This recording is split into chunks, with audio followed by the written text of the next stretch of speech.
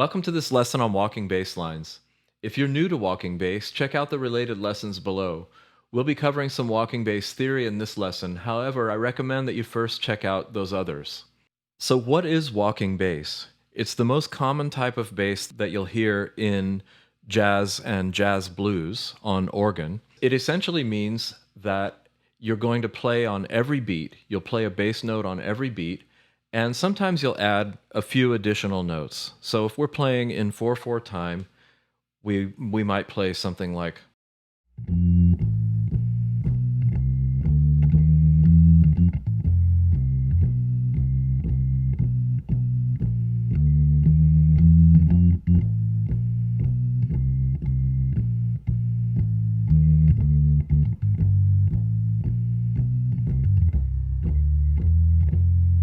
So you can see that I accented the swing feel by occasionally playing those kind of triplet approaches to notes, but the most important thing was that I was playing a note on every beat with a few others interspersed.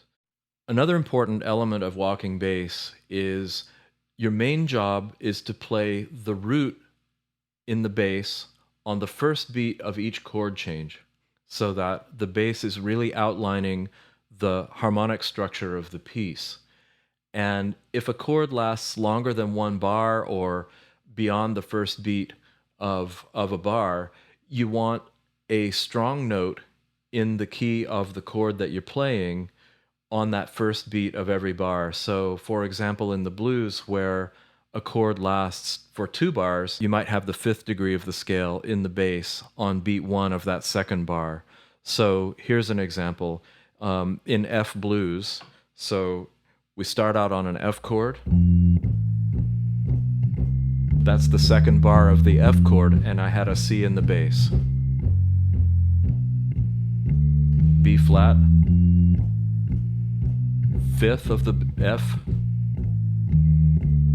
and now a 2-5-1 back into F.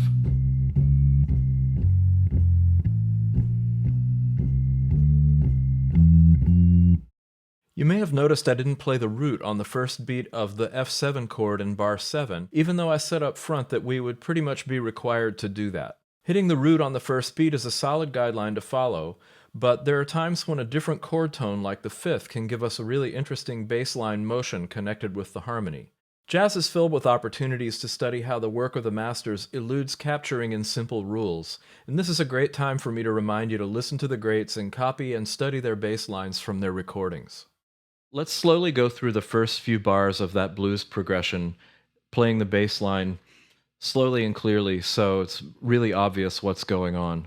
1, 2, 3, 4, 1, 2, 3, 4, 1, 2, 3, 4, 1, 2, 3, 4, 1, and now we're on to the 4 chord in the second line. So that was 4 bars of walking bass, and the point that I was making primarily is that we played the 5th note on the first beat of that second bar, and that makes the bass line a really strong foundation for the harmony of the tune. The principles we're using here apply throughout jazz. We're using the blues as an example because it's a great motivator, it's the basis of most jazz. But you'll find that you can use everything here to walk bass lines in any swing tune, no matter what the chord changes are. We already mentioned that the first job of a walking bass line is to hit the root of each chord as it comes along in the chord changes.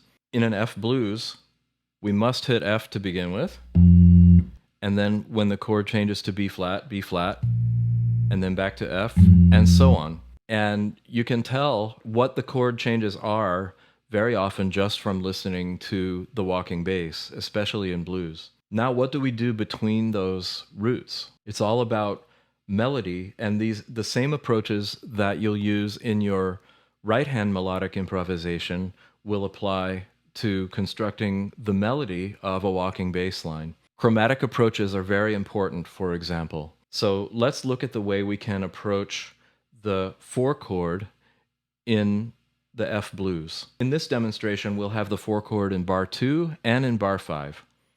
So starting on the F,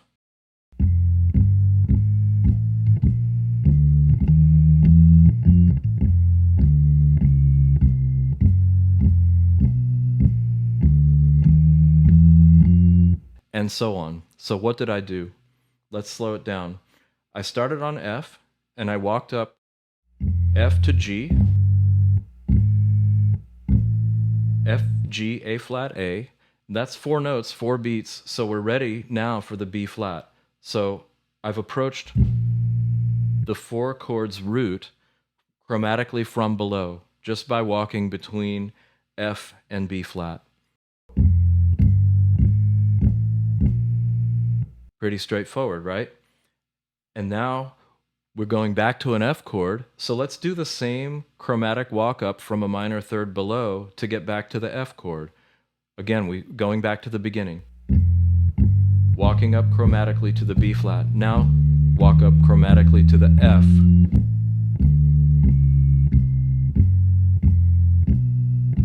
And now we're in bar 5, back on B flat. This time we approached B flat from above chromatically. So we played starting on C in beat 1 of bar 4. So a lot of chromatic approaches going on there. That was C, G flat, F, B natural, and then B flat to begin bar 5 and really make that 4 chords strong with a chromatic approach. Another thing you can do is what I would call a scalar approach, and this isn't necessarily chromatic.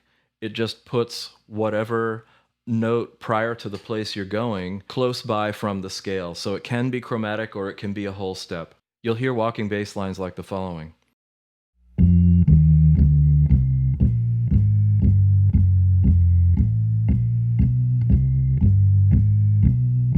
So what did I do in the first bar? I just played the F Mixolydian scale down to the B flat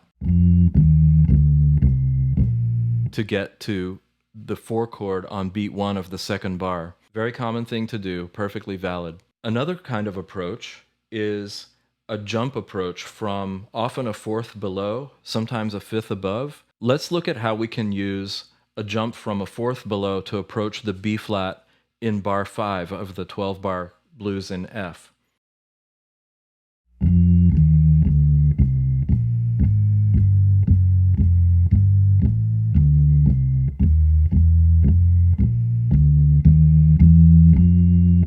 So you could see how I approached the B flat from a 4th below using a walk up to F.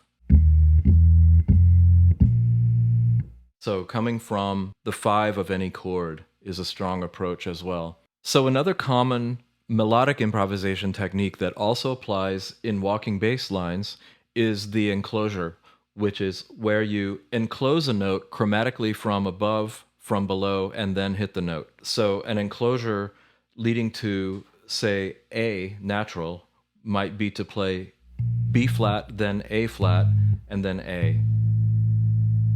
And you'll hear this very often in melodic improvisation.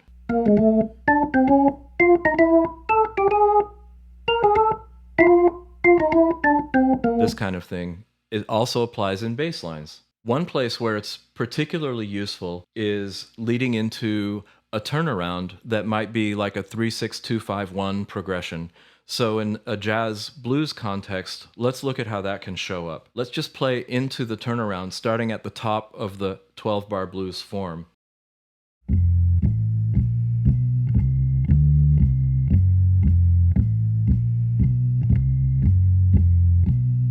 That's bar 5.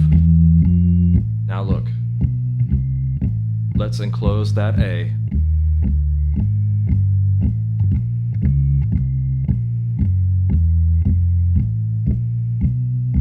I used 2 enclosures in that walking bass line. One of them came like this.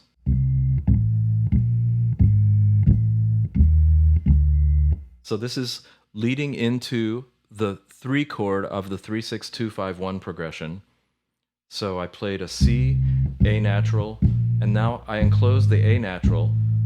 That's the first beat of that 3 chord. And now the 6th chord, the 2, and now the 5 and the 1. I hope you've enjoyed hearing and seeing these concepts about how to construct a walking bass line. But of course, it's critically important that you actually listen and learn by ear what the great players are doing or were doing. There are so many different styles of walking bass and different approaches using these concepts and others. In the next lesson, we'll explore the role of the bass pedals and how they can be used to enhance the bass lines we're playing on the lower manual.